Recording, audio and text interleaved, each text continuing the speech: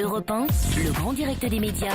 C'est tout comme. Bastien Millot, vous vous penchez Bonjour. sur les récentes acquisitions sportives du Qatar en France. Absolument, Jean-Marc. Et en rachetant certains droits télé du sport français, le Qatar a fait du football sa tête de petit pont sur le continent européen. De quoi faire de ce pays du Golfe un vrai pays de foot. Mais le vrai coup d'éclat qatari reste leur entrée au capital du club de la capitale. C'est peu dire que l'émir Tamim a joint le geste à la parole et sorti le PSG du pétrin à grands coups de pétrodollars. Après des années à rater leurs contrôles orientés, voilà les Parisiens placés sous contrôle oriental. Bref, plutôt habitué à toucher le fond, le club a cette fois touché des fonds. Depuis que cette arrivée a fait les gros titres, le PSG a les yeux rivés sur les titres dont il peut enfin rêver. Reste une interrogation avec une famille souveraine pour principal soutien. Est-ce que les autres clubs ne sont pas victimes de concurrence déloyale ?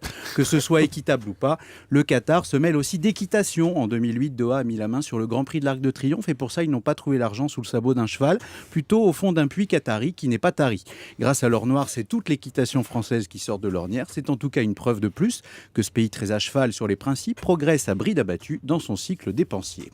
Et sur tous les sujets, on dirait que la concurrence ne fait que commencer entre Français et Qataris. C'est vrai, Jean-Marc, les deux chaînes lancées en France par Al Jazeera Sport ont pour objectif de grappiller, pour ne pas dire piller, les téléspectateurs abonnés à Canal. Cela dit, la chaîne cryptée conserve face aux Qataris une offre plus qu'attractive pour les concurrencer sur tous les terrains.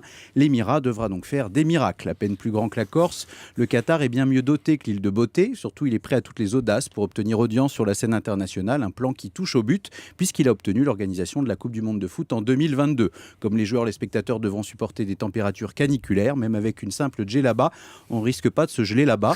Pour parer à ces inquiétudes, le pays a promis des stades climatisés, rien de moins, une idée qui ne manque pas d'air. Bref, Jean-Marc, nul ne sait exactement ce que les émirs ont en ligne de mire. De toute évidence, si le Qatar continue à se porter acquéreur et à inspirer la terreur aux acteurs français et européens, c'est dans tout le milieu sportif que continuera à régner un véritable Qatarnaum. Merci beaucoup, Bastien Millot.